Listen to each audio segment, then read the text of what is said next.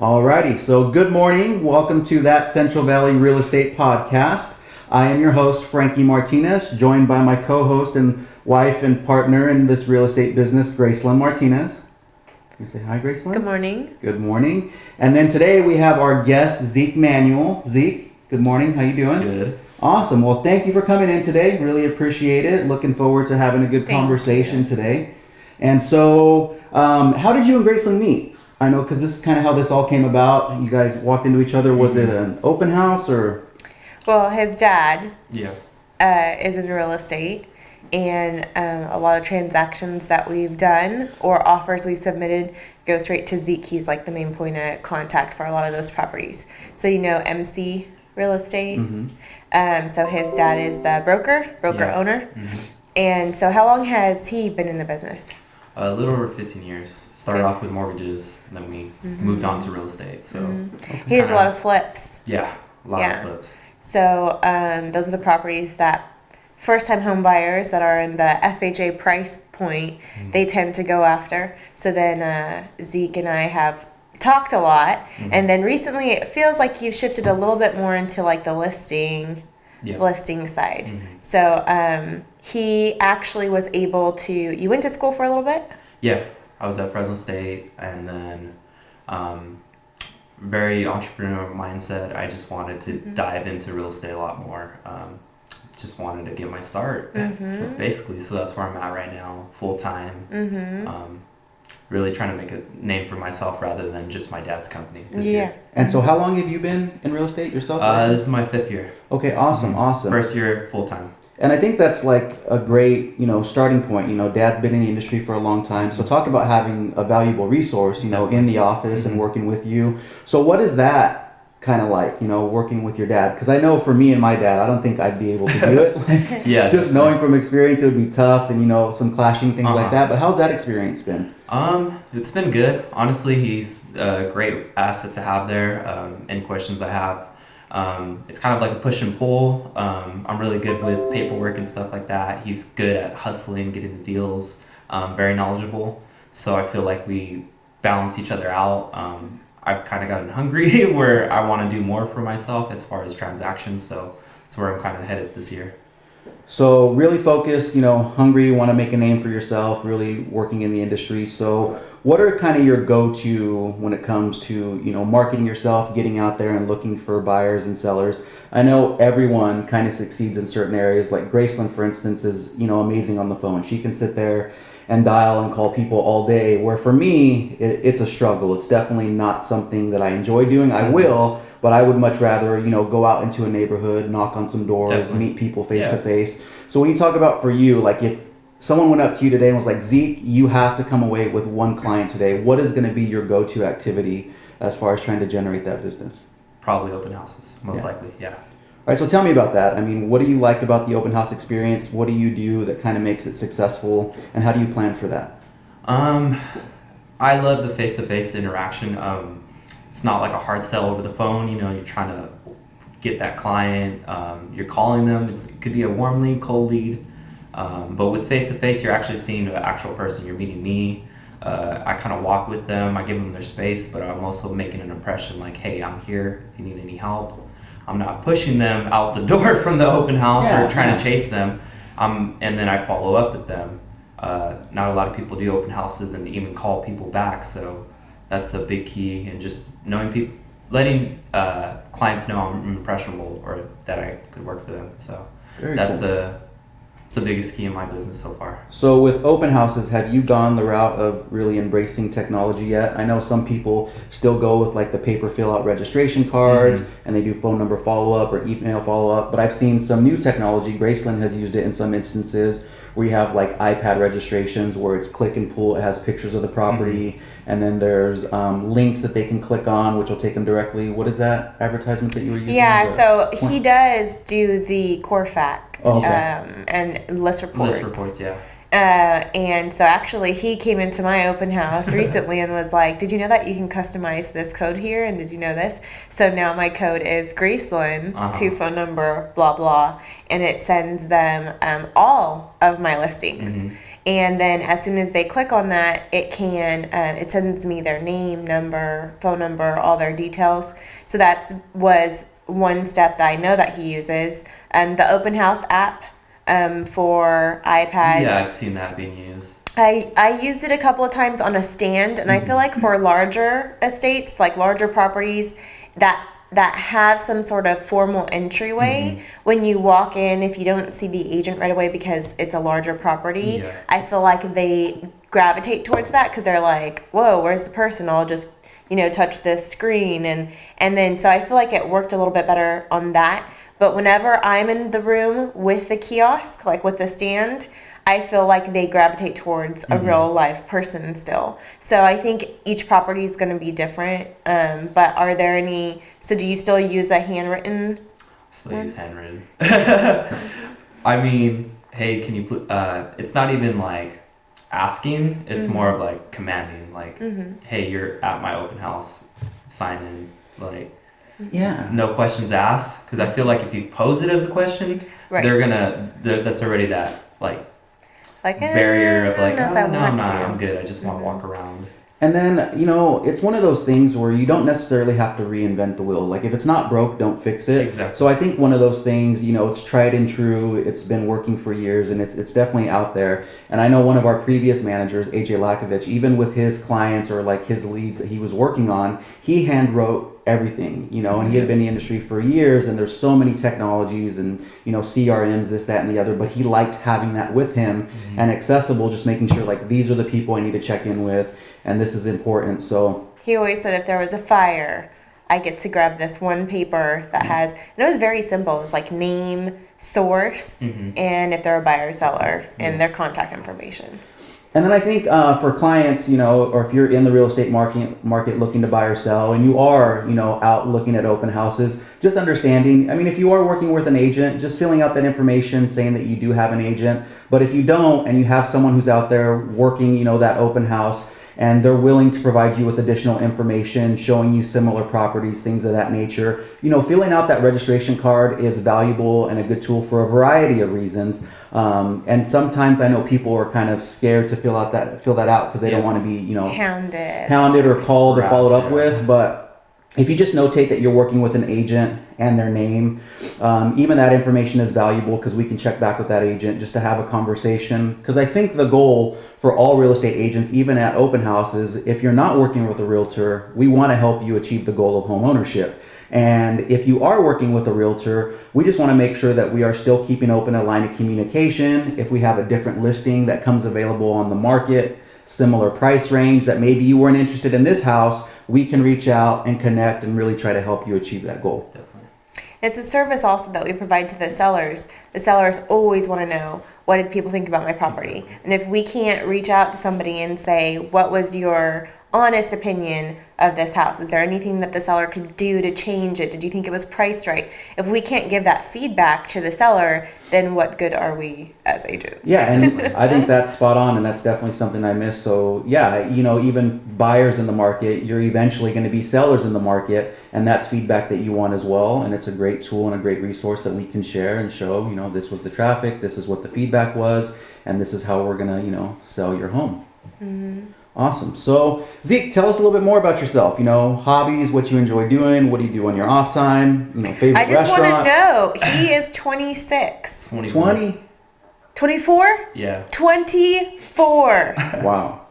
24 years old. Yeah, I got and just went full on in real estate. So this is his first full year. And you just bought a house? Did you Bought a house just last year. Yeah. Congratulations. That's awesome. I think at 24 I was selling appliances at Best Buy. So I mean, to put it in perspective. Like 5 years ago I was working at a skate shop. Very cool. Skateboarding was one of my hobbies. Still is on my off time. Awesome. Got into snowboarding, so that's always fun. Get a day off, go up to China Peak when I don't have to show houses or meet with clients. We all need that downtime. So snowboarding? Snowboarding, yeah. I tried that maybe 2 or 3 times. I was horrible. I spent more time like sliding down the mountain on my butt than I actually did standing up. And then when I did get up, it would be terrifying when I start going really fast because I Uh-huh. wasn't good at control, and I'm like, I'm gonna hurt myself. So as much fun as it was Yeah. definitely kind of a scary experience. Gotcha. as I've well. never been ever, but I think I would laugh a lot about falling. Uh-huh. So favorite places to eat in town? What about that? Favorite places. Love Yard House Happy Hour. Yard Half House. off apps. Can't Yes. beat that. I like sushi, so like poke bowls. I'm always there. If not, I don't know, good steakhouse. Yeah. Very Those simple. are all good Yeah, choices. so Yeah, can't go wrong. Yard House, I love the appetizers there. Oh, yeah. It's amazing. Very Poke cool. bowls. We went through a phase of ongoing poke bowls for a long We time. did. But Poke then place. What was it? Pokeland? Pokeland, yes. Yeah, I love Yeah. that place. Yeah. Good And spot. then sushi. We've always been big fans of sushi. Yeah. What's your favorite sushi restaurant? My favorite sushi place would be, I like Wasabi. I know there's some better ones. I'm trying to think off the top of my head. Uh-huh. I think it was like 3 weeks ago, right after Martin Luther King holiday. Yeah. I think I went and had sushi 5 times that week. Wow. And I didn't count it till like Saturday. I was like, oh my God, all these people I invited had me. And I said sushi yes. 5 times. Yeah. Didn't know I had sushi that much, but Hey, power of manifestation. Gracelyn gives me a hard time sometimes because when I find a restaurant or a meal that I really like, I just want to go there all the time.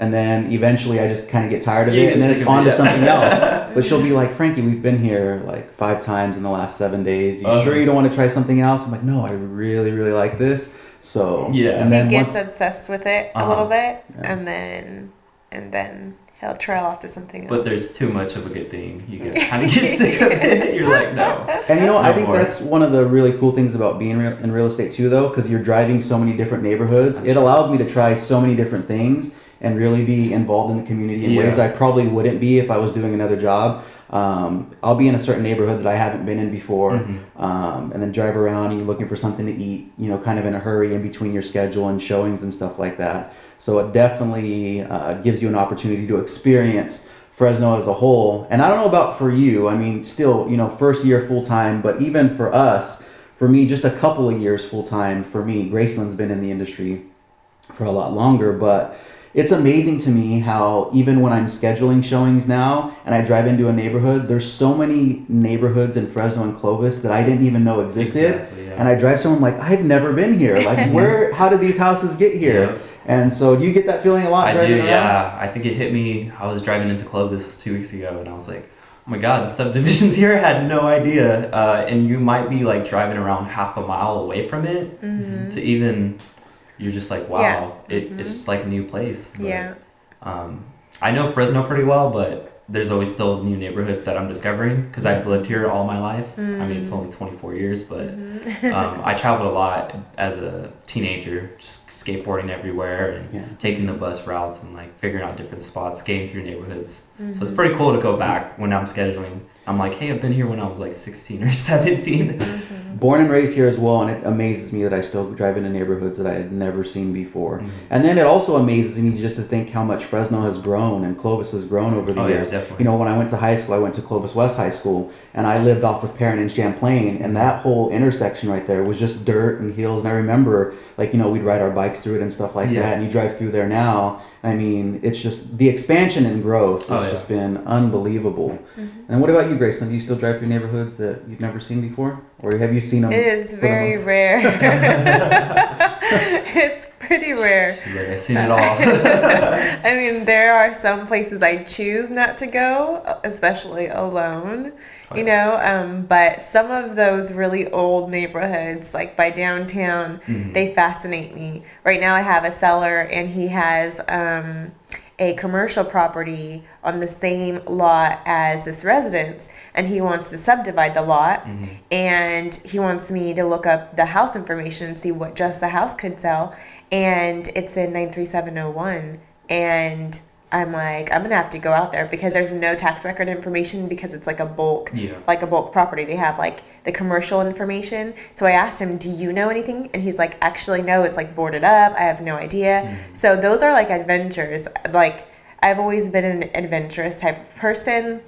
And so if it required a drill to get into somewhere, I was like so excited about it. Gracelyn, the break-in expert. Yeah. Or talking in zip codes. I think that was something that he had to get used to. He'd be like, "Hey, where are you at?" And I would be like, "Oh, I'm in 612 or 727." And I think that's a realtor thing that we do, that I do now too. But for clients, it's really confusing, and I have to stop myself sometimes. And I remember, so when I first got into the business, and Gracelyn would talk to me like that, and I was like, that means nothing to me. Yeah. I don't know where that zip code is. It's a 704, so it's really desirable. Yeah, exactly. 619 is growing so much, and they're like, what? And that's funny you talk about the 701. I was just showing my client's property. You know, they're only approved for so much. They want a big house for the kids.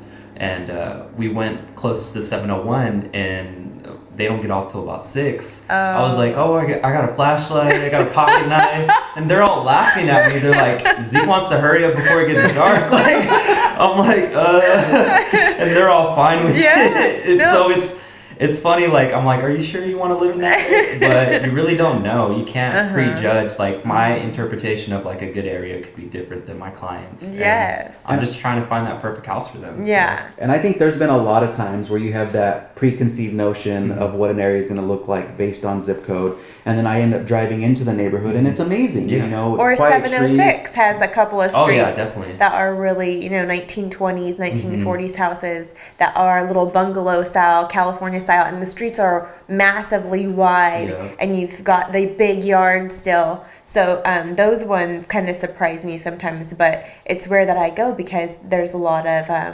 squatters that have broken into properties. And I mean, I think one time I went to a property and there was 2 people that were squatting that totally acted like it was their house. And like they excused it. They were like, yeah, let me just wake up my cousin. And then like they got up, they left. I showed the property, I closed it, I thanked them, I left again. But I'm pretty sure that they were squatting in the house. And like, yeah, you can show the property. We'll be out right now. And talking with a lot of realtors in the area, that is something that's happening more frequently with squatters in properties and stuff like that. And I've experienced it myself a couple of times recently. And I think the biggest thing that I try to do is try to treat everyone with respect and understanding. Like, I don't understand their situation, so if I walk into one of our listings had some squatters, and I walked in and I had the opportunity to sit there and have a conversation with them and just saying like, hey, look, like, I appreciate that you guys didn't ruin the property because they didn't vandalize it or anything like that, and I'd be more than happy if you just want to grab your stuff, and if I can lock up, I'd really appreciate it. And if in the future, if you guys could like please not break in here, I would really appreciate it. Like, I understand, like, thank you so much. And we had a good conversation, and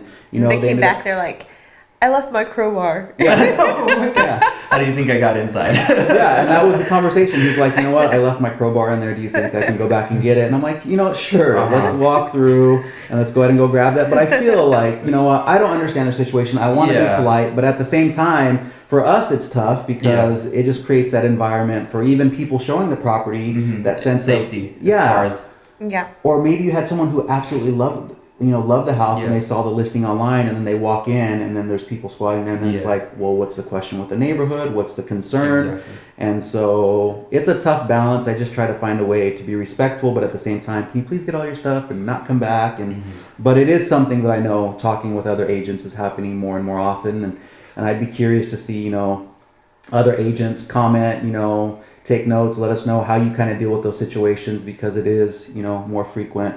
And then for buyers and sellers that are listening, for all real estate agents, I will apologize if we are talking to you in zip codes. It is a habit, and I have to catch myself sometimes. So if your realtor happens to be talking in zip codes and it sounds like a foreign language, just make it a point to pause the conversation and be like, can we talk like street names or location or school district or whatever you're comfortable with, because I do have to catch myself from time to time.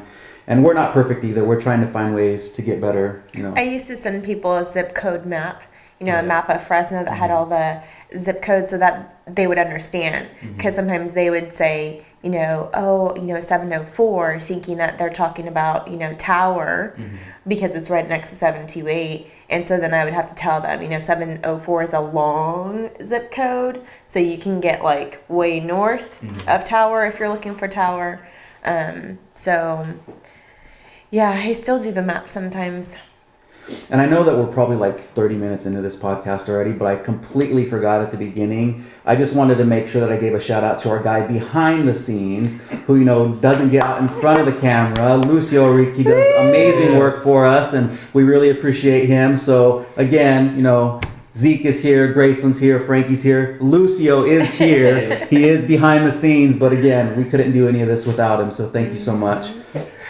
So next topic, one of the things that I wanted to talk about today and have a conversation about is for, you being a new agent and me being in this industry, I always try and do the best for my clients. They're super important. I think sometimes, our customers don't understand how valuable, how important each and every one of them is to us. And so when you have, a number of clients who want to, let's say, see properties on a weekend, like on a Saturday or Sunday, and there may be some times that I have, 3 or 4 customers that all want to see houses on any given day. And we try and puzzle that together and make it work. And we really try and take that time and schedule, because I want every single client to feel like they are my most important client. Definitely. Because I do think everyone is important for whatever it is they're looking for. So of course, I'm trying to be super realtor, I can make this work. I can get 4 people scheduled. We can get the schedule. We can plan it all out, schedule everyone's showings. I think the other week that made me want to talk about this conversation is I had 4 clients that wanted to see properties on a Saturday, and I think it was like 15 houses total between the 4 of them. Long day. Yeah, super long day, but sometimes I pack him snacks, so I'm definitely. you're not going to be able to get a eat. lunch. Yeah. But everyone's important, everyone's on their time schedule, so we go through planning, scheduling, setting the times, and then so the night before I'm ready, I'm telling Gracelyn, like, I've got it covered, I have enough time, I scheduled everything, we're good, this is gonna work. And then the morning of, my very first client is running late. Yes. So my whole schedule, my whole plan is now, I'm panicking. Yeah, I think at that time, your first client was not only late, but your second client had just left San Jose. Yes. And was like, I'll be there in like 3 hours, which is like 2 hours later than what we had anticipated. 2 hours behind schedule, yeah. So we were like, okay. And, just looking at the schedule, And Gracelyn's telling me to breathe, but I'm panicking. Like, I really am, because everyone's important. Definitely. I don't want someone who's going to make that drive to San Jose and me be like, oh, by the way, I can't show you now. Like, I have a schedule, I have other clients, because everyone's important. Everyone is. But so I'm freaking out. And so I get back on my computer and I'm juggling and I'm shuffling and I'm looking and I'm trying to piece it back together and I'm communicating with everyone like, hey, look, I'll still be able to show you, but since you're coming into town late, it's going to be choppy. We might have like a 2-hour break. You guys can go get some lunch. But I'm piecing it together. Long story short, I'm able to get everything rescheduled and make it work. And it was a little bit later evening than originally anticipated. But we got everyone taken care of. And fortunately, I don't think the clients, 1, ever saw my anxiety, but 2, didn't really understand all the maneuvering, which is a good thing, because you want your clients to feel like it's a smooth process. Exactly. But on the back end, for us as realtors, because I think sometimes it goes unseen, the work that goes into it, and I think that's the conversation I want to have. So when you're scheduling, showings for multiple clients on a given day, about how much prep work do you think goes into that the night before, 2 days before? Like, what are you doing? What does your planning look like when you're scheduling showings for multiple clients on a day? First off, I have to see everybody's schedule. Some people have work. Some people might have the day off. So it makes we don't live in a perfect world. There's going to be issues that arise with clients, whether they're running late or... so you got to account for that. And I think that helps with anxiety. I had a busy day, I think it was a couple months ago. I had to drive all the way to Visalia. I had to show some clients in Clovis. And I had another client in West Fresno. So it was pretty crazy. Yeah, it was from like 9 to 5 my full day. We got pushed back, so I was able to take a lunch. And the hardest thing is rescheduling with sellers, because you get these appointment windows and you're trying not to panic. I'm back in my car like, oh my God, let me just breathe and try to get this set. And they really don't, I'm not going to show them how I'm feeling, because I want the clients to know I'm taking care of them. Yeah. So there's a lot of prep work. I usually call before, and even that is trying to either call and text to get the appointment. So I would say 4 hours. How many houses did you show that day between Visalia, Clovis, and Fresno? I showed 2 in Visalia, and I think it was 6 in Fresno. So, but it was 6 with one client, and they all had 4 of those houses had appointment windows. Yeah. So we were like, you know, trying to set it up for say 2 p.m. All right, account for showing the house and drive time, and then we might get pushed back a little. So Yeah. that's where my whole day went, and then back to the office if they want to write an offer. Yeah. So. Yeah, and it's one of those things from a client's perspective where if a house is vacant, go show, where you know there's no one living in it. It makes it easy scheduling those and reshuffling the time. But especially now, especially if you're kind of in that move up price range, a lot of these houses are occupied by the owner or by tenants. So we're going to get a showing window, and sometimes it requires 1 hour notice, 2 hour notice. Sometimes it's 24-hour notice, 48-hour notice. Yeah, in regards to getting that scheduled. And when you have that happen and you have to push something out, it definitely can put some strain on getting the showings taken care of. But so like Gracelyn, like the night before, kind of walk me through, or even 2 days before, some of the things that we're looking at. So I think first for you, it kind of starts off with just the calendar of times and who wants to see properties. Yeah, I think it's a little bit difficult to say how much time goes into just figuring out what properties you have to show, because they text you, different clients message you small bits of information on your phone. Call, it's either an email or they call or they text you. So in different forms, sometimes on Facebook, sometimes, you know, so you have multiple people coming at you with small pieces of information. I want to see this house. Oh, and this house, and maybe like an hour later they'll send you another house. Can we also see this one? So you have to, it's kind of like a puzzle. Like, okay, yes, I can fit this in. What time are you available? And then if we have, you know, 3 clients say they're available anytime, or they're available just in the morning, or they're available just in the afternoon, then you have to figure out, okay, this person is available all day, so I can move them around wherever.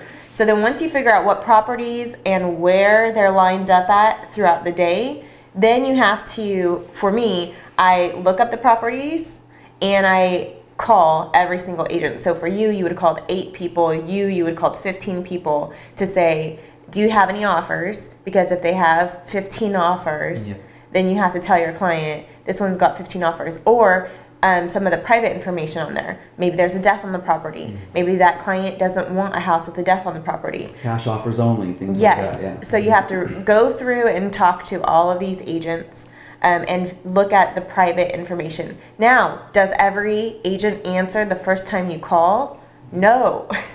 So then a lot of times you have to text them and email them, just so that you know you have asked the questions in every way that you can, and you kind of have to wait for that information. So once those agents, in your case 15 agents, in your case 8 agents, get back to you with the appropriate information, then that list kind of narrows down. So I think one of your clients that morning wanted to see, I think he gave you a list of 15, and 8 or 9 ended up being however many we could fit in for that day for him. So then once we have the property information, then what I do is I go in and use a smart router. Do you ever use that tool on the showing time? Yeah, so you go smart route, and it kind of like tells you, okay, for this to work out, your fastest route is going to be going from point A to point D or E.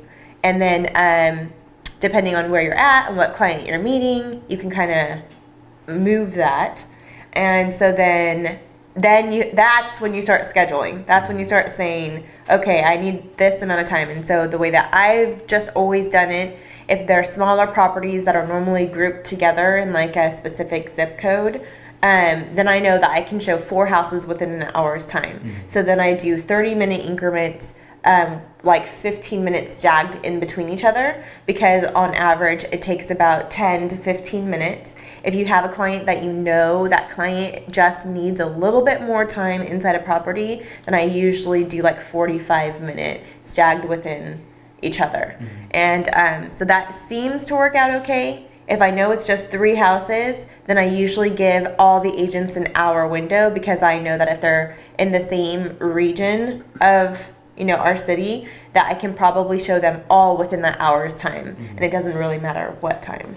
And I think kind of going through your process, Gracelyn, one of the things for, you know, a lot of new realtors, something to think about is that one step of calling everyone, I believe, is super important. And I actually think there's a lot of times, if the properties are vacant, that realtors don't go that extra mile and make that phone call. But there's a lot of times, especially when you have multiple customers in a day, we're making those phone calls may eliminate 5 or 6 properties because we've already accepted an offer, but it won't go pending until like Monday morning. Yeah. You know, you're scheduling for the weekend, but Or it's an REO. I don't officially have the bank approved, so I can't technically put it pending, but it is really pending. Yeah. and then, you know, worst case scenario in that situation too, you end up showing that property, that's the one that your clients love, but it's already off the market. Yeah. So I think, you know, making that phone call especially creates a better experience not only for the client but also for the agents, and it also makes the schedule a little bit more functional. And then I also wanted to talk about the Showing Time app. Do you use Showing Time? I mean, I need to use it more. Honestly. and I think that's 50-50 in our industry right now. Me Some personally, people hate it. yeah, a lot of people don't respond to it. They don't look at it. A lot of people only use it now, saying, you know, schedule your appointments through Showing Time.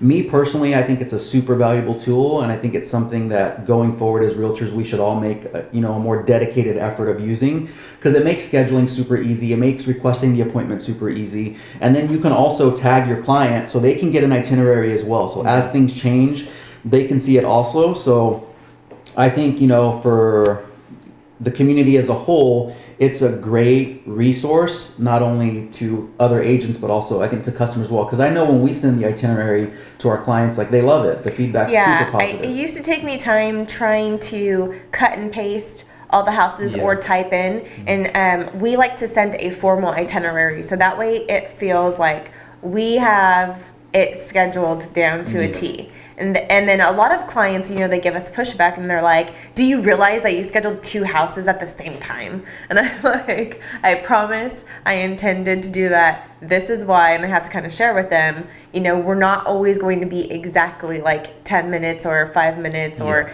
you know, so they just kind of like go in between each other. And then they say, oh, okay. And then if one house is really far out, you know, and it takes 26 minutes just to get that house, then, you know, there'll be a gap. But just giving them some perspective.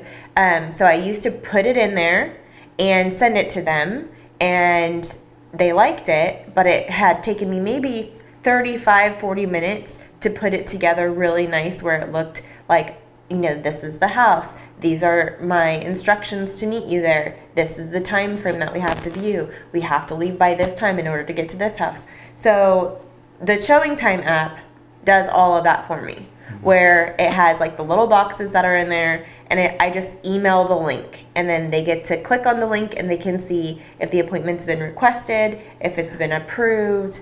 And so yeah, it's super valuable. And that's another thing, you know, for clients or people that are shopping for homes. When we're going through that schedule, a lot of times we will overlap, and we've thought it out. Like, we want to make sure that we keep it on schedule. We don't want to rush people in and out of houses, but we also want to make sure that we stay on a schedule to keep it moving, to make sure that we're not sitting somewhere too long, or that we have gaps in between to where we actually have to wait to access a property. So I think it's kind of standard for us, if we're giving 30-minute windows, if we stagger them a little bit, it just gives us that opportunity where we have enough time to look at the house, but we also don't have to wait outside on the next property, especially if it's occupied. So not using Showing Time, how does that schedule work right now? Are you writing that all day? I mean, that would be, I don't know if I could ever go back to not using it, but I'm curious. I definitely got to implement it in my business, but I mean, I got it down so far. I know once I get busier being a new agent, definitely gonna have to implement it as far as when I have multiple clients like that. And I think you're absolutely right. I think as you get busier and you have more clients throughout the day and more showings, it's definitely a resource that can save you time and can really help out. So yeah, spend some time working with it, take a look at it. Any questions? I think it's a great resource. you can see Frankie's got some advertisement here. Dutch It's not product placement. It's just my favorite coffee. But I mean, if Dutch Brothers It's wants to not my sponsor the favorite. podcast, I'm okay with it. But they do have really good coffee. I take Americanos. There we go. Definitely. So yes, in scheduling for, people that are looking to buy properties, if sometimes your agent does seem a little bit panicked if you reschedule the time or push it back, just know we're putting a lot of time and effort into that. We want to make everyone feel important. Everyone's a priority. Every house that you want to see matters to us as much as it matters to you. But just sometimes behind the scenes, we try not to show you behind the curtain because we want it to be a pleasant experience. But there's a lot that goes into scheduling and planning, and we're working hard for you. And hopefully, even with schedule changes, we're still able to get you into every single door and, help you find the house that you love. All right, transitioning to the last topic that I wanted to talk about today. And I know you guys haven't really had a chance to look at it, but I found it this morning.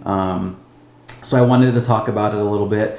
And it was on the Fresno Bee. And it was, the title of the article was, Fresno has some of the lowest apartment rents. It's still not cheap for low income renters. So it kind of talks that in Fresno County alone, rent rates have increased by 6.2% since January of 2018. And the average rent, and this is in rental complexes of 50 units or more, the average rent in January of this year is $1,048 per month.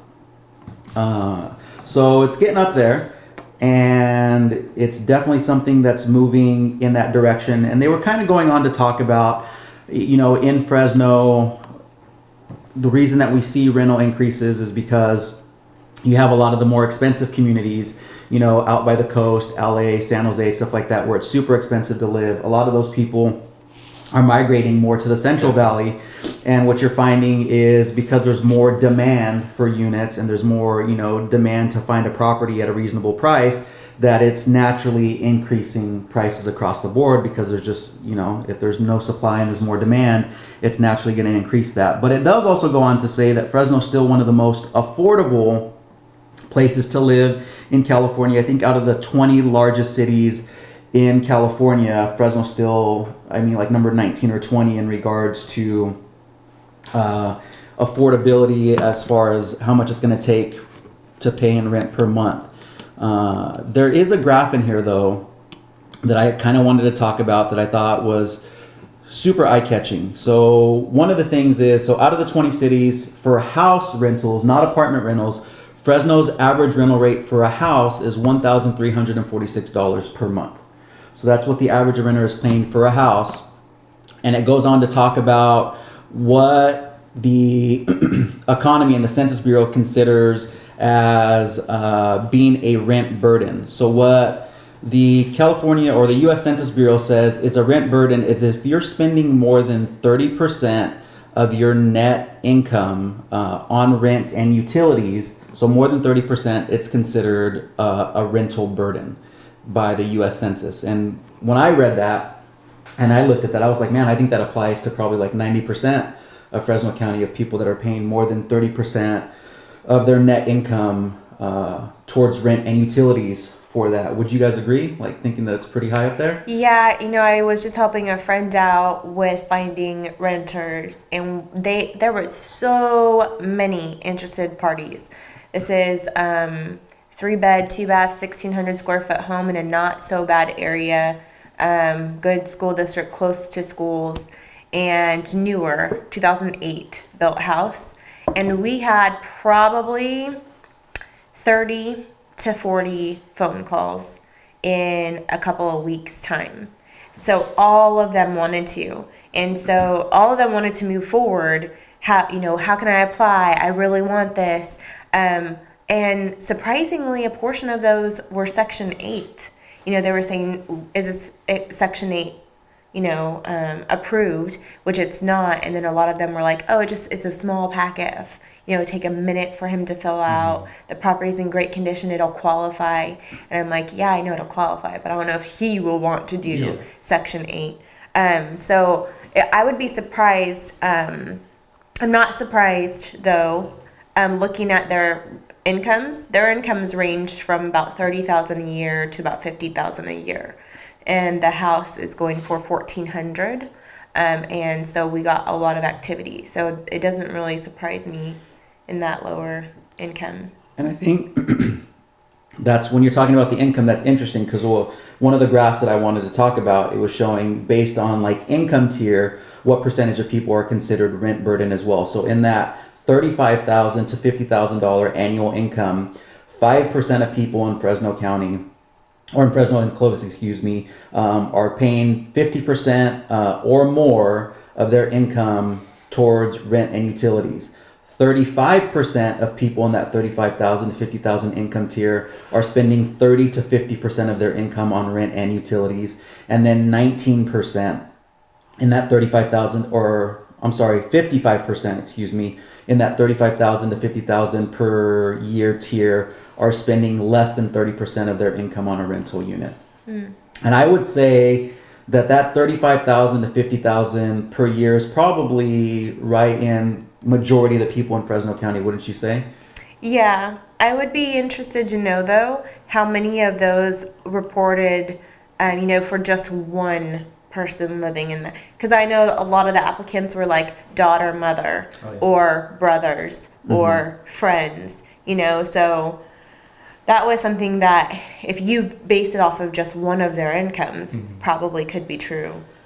Yeah, and they talk about affordability as a relative term, and I think you're spot on. So I think when you look at an individual person, affordability may be a challenge. And to your point, if you have a renter who has a brother, a sister, and some parents that are going to rent the property together, that takes that income level up, but that doesn't necessarily make it affordable to purchase a house. It makes it more complex. But for rentals, if you have a multitude of people with income, it makes it a little bit more affordable. So, and I think this is in relation to like single income, or if it's like a married household income, as reported that way, not factoring in the stuff that you're saying, which will make that more affordable. So what are your thoughts kind of on some of the stuff? Yeah, I would say I could see the rental income being a burden. I always say, especially depending on the price they're planning to rent. There are affordable housing programs out there, FHA. You could come in with down payment assistance if you qualify, especially being under that 50% tier. There are grants available, and I think that definitely helps them out because they're going to be within where the rental rates are, maybe even a little less, and you become a homeowner. Yeah, and I think it was interesting to read because it was still even talking about there's people in Fresno and Clovis that are making 75 to 100,000 a year that are still renting. Yep. And granted, it's less than 30% of their income that they're using towards rent and utilities, so it's giving them a lot more money. But they're still renting, and there's even people in the area making 100,000 plus that are still in the rental market. And I've always been one of the a firm believer that home ownership is one of the best investments you can make long term in regards to building equity and building sustainable wealth. As long as now there's cost that comes in with being a homeowner as far as maintenance and expenses and things like that, but just if you're going to give out that rental income to someone else when you could be paying that towards your own mortgage, paying that down, which in turn is creating wealth for you long term if you ever needed to sell that house in the future, especially if you start young. Again, 24 right now. So 24 homeowner. Bought it when I was 23. Homeowner with an Audi. Yes. 30-year fixed loan. Bought it as a short sale. I have equity in there right now. Very cool. So 24. So realistically, if you did nothing but make your payments and stayed there by the age of 50, probably a little bit younger because you could pay a little bit more. Yeah. You're gonna have that thing paid for, free and clear. Are you an eligible bachelor? I am.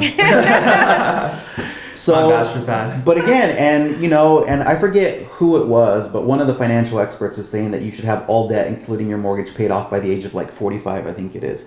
And so I think a lot of people younger don't, think that long term out. But even if you're not going to have it paid off, if you start young when you qualify for a home, because naturally your income over time is going to increase. Yes. But if you qualify when you're younger and then you're able to make that payment, you're just building wealth for yourself, and it's a great opportunity. And when I see that the average rental is going for $13.46 per month, now you could more than likely qualify for a purchase and keep your payments probably a little bit higher when you're taking into consideration the average sale price for houses in Fresno. But even if it's a little bit more and you can afford it based on these tiers on this graph here, you're building wealth for yourself. You're already paying out that money anyways.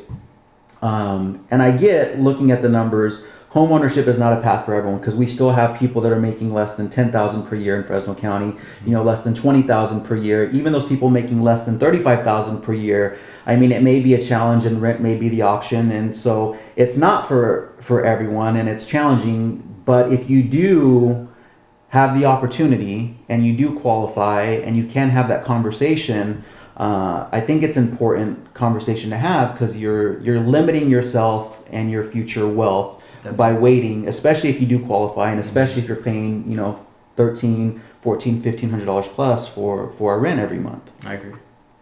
And also, I think people are still recovering from the recession. Yes. Yeah. So there is a buyer who just bought with me, and he makes great money. His credit was in the 800s, but he was so scared to buy another residence because he had lost so much in the recession. So I think that buyer is still out there. Those are going to be the ones that are still renting, that are making $100,000 or more, that just will not take the plunge because they got hurt in the recession on their first purchase.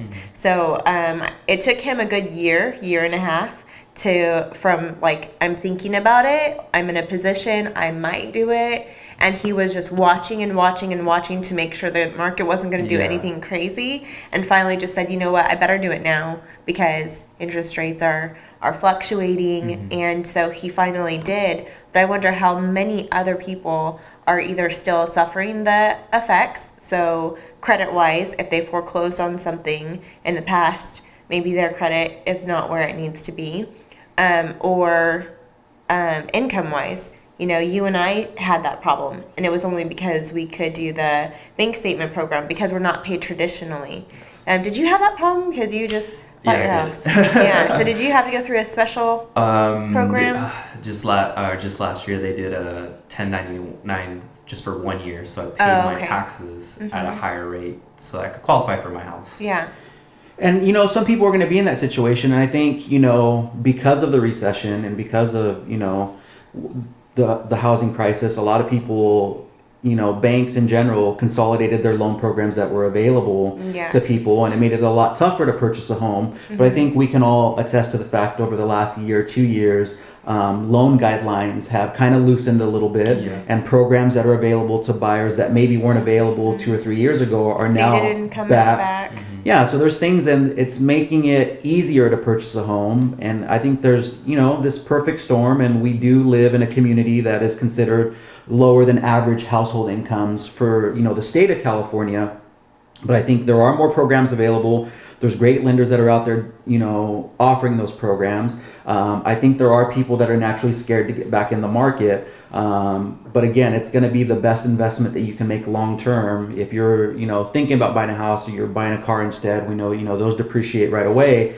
So it's a great opportunity to look into it. And I think a lot of people also just are scared to have the conversation. Yeah. Like, I don't know where my credit score is. I know I make good money, but I don't even know if I can, you know, buy a house. And then there's so many real estate agents, there's so many lenders out there. They don't know who to turn to. They don't know who to go to. And so it creates an uncomfortable situation where they don't even want to have the conversation because they don't know where to start. Yes. So if you're talking to, you know, someone out there who's considering purchasing, who's thought about it, who knows they're paying a lot in rent, but doesn't know where to start, I mean, how would you advise someone like that, like, just to get the ball rolling and have that conversation? I've done it with my, you know, whether it's new clients or prospects that have lost the home. I always say, let's come into the office for a consultation. I just want to see a generalization of where you're at. I'll guide you if you need credit repair. We can get you to a person. Kind of create a game plan. I'm not looking to sell you a house in the next 3 months. I'm trying to help you throughout this process, whether it takes a year and a half. I just want to be a resource that you guys can know you could always reach out to, and I'm here to help in any way possible. And they appreciate that because not a lot of people want to, and especially with sales, it's relationships over just the clientele. And I think that's what you're going to find with the best realtors. So if you are someone who's thinking about buying or selling and you're talking to realtors, you know, having that conversation, that point of view, and I think that's spot on. You know, that real estate agent who's, you know, committed for the long term. Like, it's not about just selling a house. Yes. It's about asking the right questions, finding what your needs are. And if that means that, you know, buying a house 12 months from now is the right situation, then we do that. If that means it's going to take, you know, a year plus an additional year for income because you started a new job, like, we're here for the long haul to help you with that. If you have credit issues and that's going to take a while to clean up, that real estate agent who's in it for the long haul, who's partnering, you know, with a lender, that are going to work on your timeline is super important. So, you know, for clients that are out there in the market, when you are interviewing lenders, when you are interviewing realtors, really looking for someone who's wants to be your partner and go through this side by side, whatever the time frame may be, Yes. is going to be super important. What are your thoughts, Grayson, for the people that are scared to kind of get back in the market or don't know where to start, so they never start? Well, I was in a position for a really long time where I couldn't do anything. So it just starts. So I think I was afraid because I was like, I haven't ever had that opportunity. But it doesn't hurt just to know where you're at as like credit wise. So same thing, buyer consultation, bring in a lender. This is where you stand. This is what it means. And a lot of times they think it's going to be like an outrageous, astronomical amount for a mortgage payment versus rental. But really, like you were saying, you could pay less per month. And then I think people think that the costs involved with moving and all of that, they don't realize that you have basically a month, of a gap where you don't have a mortgage. You close in February, you have your first payment April 1st, depending on when your loan docs are drawn. But I think explaining those things to them, and, I think people just don't know what they don't know. But then when you can give them an understanding, then, maybe they'll be in a better position. Maybe they're just still not sure where they're going to go in life. Maybe they want to move to Philadelphia. Maybe they want to, maybe they just don't know.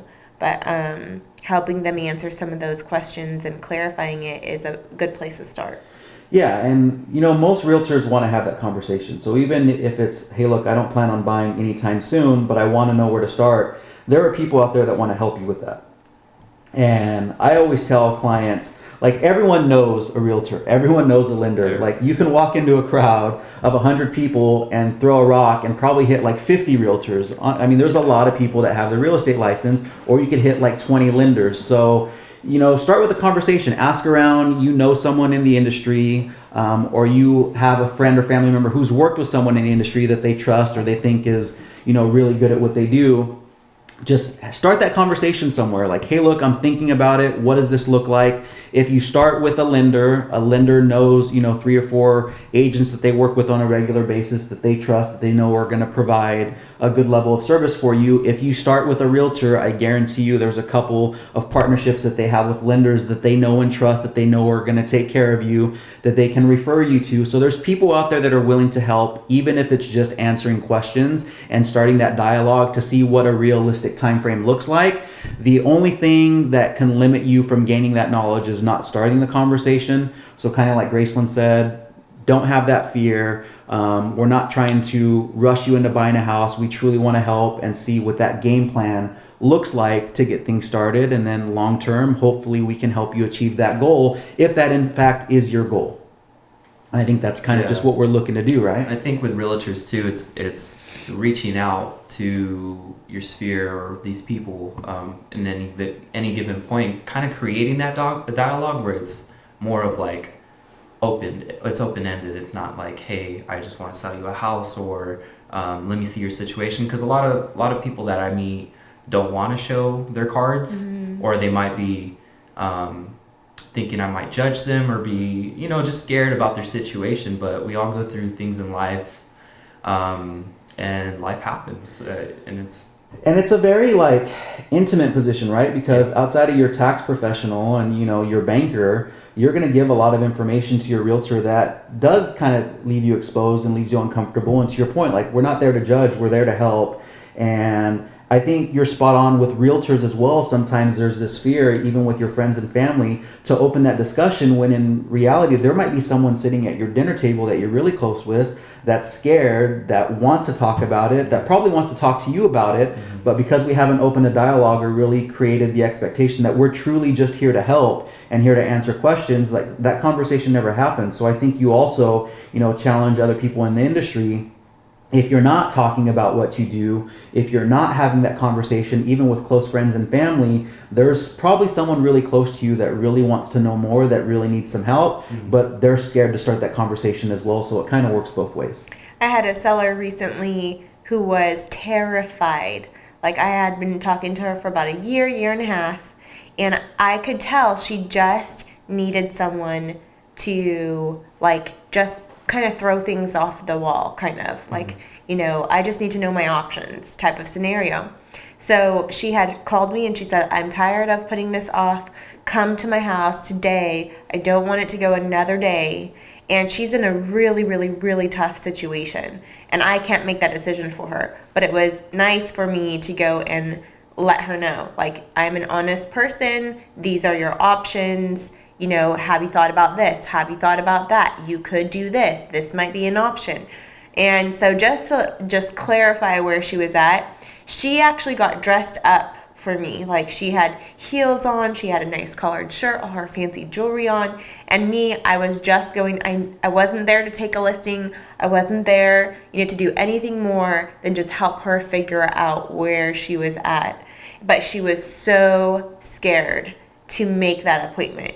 And I showed up and I was in tennis shoes and a hoodie. I had my backpack on. I was just like, I felt so bad because she had gotten dressed up and she had every single light on, all the beds made, all the towels put together. She had apologized for like a small makeup thing that was on her counter. And I was like, no, honestly, you have a beautiful house, but they're waiting for us to be like judgment of character, judgment of home. Mm-hmm. But that's not how we are. Yeah, and for her, terrified, and even going into that appointment for her, she wasn't trying to sign a listing. She wasn't even trying to sell there, but the fact that she prepared everything, that she got ready, to your point, it just goes to show like the level of anxiety and that people have just having a discussion about buying a house, about selling a house.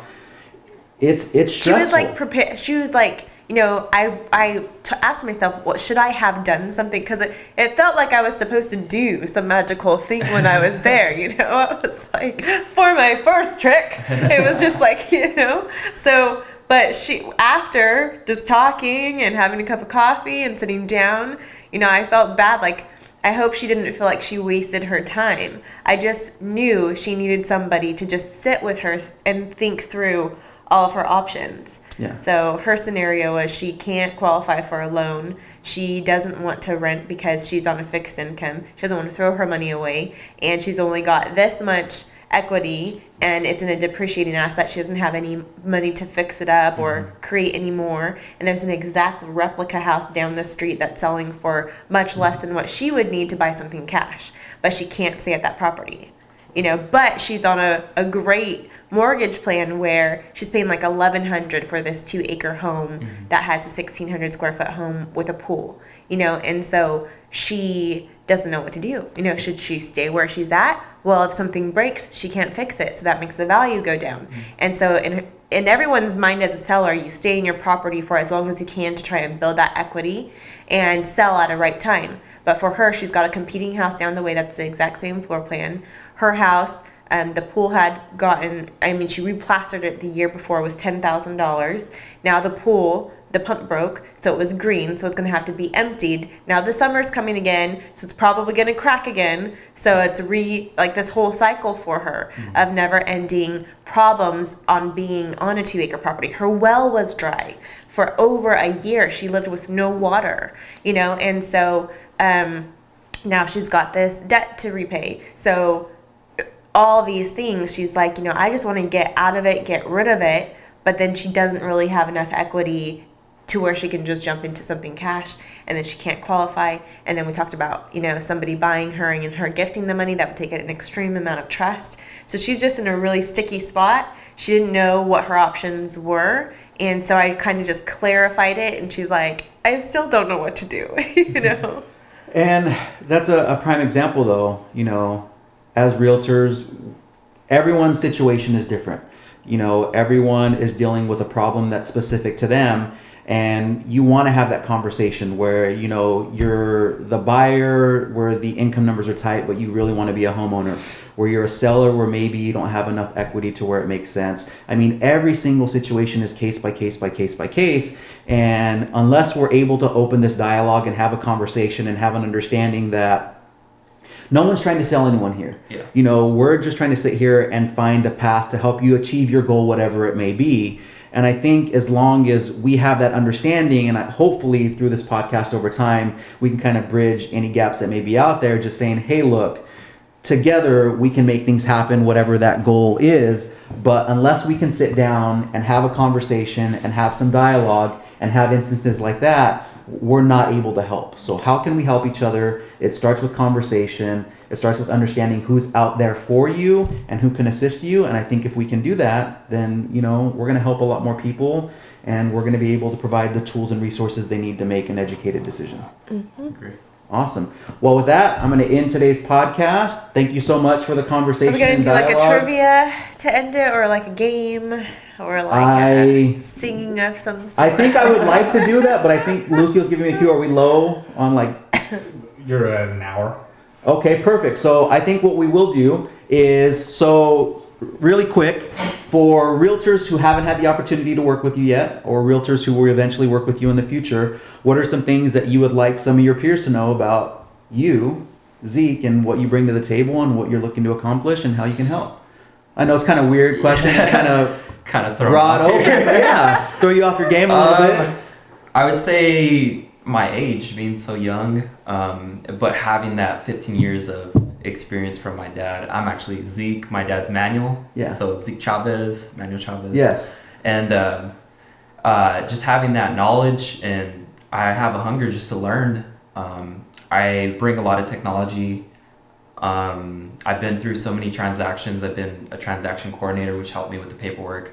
But really, I feel like I move with intent with my clients, or anybody that comes in contact can do, talk to somebody on the phone. They could actually hear me being genuine over the phone. I'm not here trying to sell anybody. I'm just here to move people forward in their life, and I'm just an asset, basically. That's my job, and it's fun every day. I mean, I get to drive around, go to new spots, meet new people, and yeah, not many people could say they like their job, and it's fun. It's a roller coaster, but it's fun. And thanks for getting me on that. I always think of Zeke and Manuel, and I just always say that. Right? We're a Zeke Chavez duo. I know, exactly. we're a It's duo. like, well, it's so funny. Some people say Franklin and Gracie, Yeah. and they get it, and All the so time. you just have this mindset where you Yeah. associate with people. But I think there you go, and it's spot on, right? For you, Zeke coming in, working on your own business, kind of growing that, just kind of doing that thing. And for realtors who have the opportunity to kind of work with you and experience that, young, new to the business, looking to learn, looking to have great partnerships. So if you guys come across each other in a transaction, or if you're a client and you come across Zeke and you've had an opportunity to kind of get to know him a little bit better today, just know, he's out there, he's doing the work, he's got a lot of resources behind him that have helped him kind of pave his way, and he's looking to really help people make strong decisions, and he's looking to partner with other realtors and have great transactions and experiences, for Or sure. if you're a young lady and you're looking for a very intelligent gentleman that is single, with a house, good credit, good income, flexible schedule, can go out to lunch anytime, there's Zeke Chavez. My number is right here. Yeah, so I think we'll put it in the link, ways to get a hold of Zeke. So we'll make that available to you guys. And if you ever have any questions, he's always going to be available. We'll put links on how you can contact us as well. If you're a lender in the industry looking to sit down at the table and have a conversation with us, let us know. We'd look forward to talking with you. If you're another realtor in the area that'd like to sit down and have a conversation, please let us know. We'd love to talk to you. And then also, if you're a buyer, you're a seller, you're someone who's in the market looking to purchase a property and have questions, and you'd love to sit here at the podcast, we'd love to sit down and have a conversation with you. We're looking to do this, so thank you so much, and have a great day, and look forward to talking to you guys soon. Bye. Bye.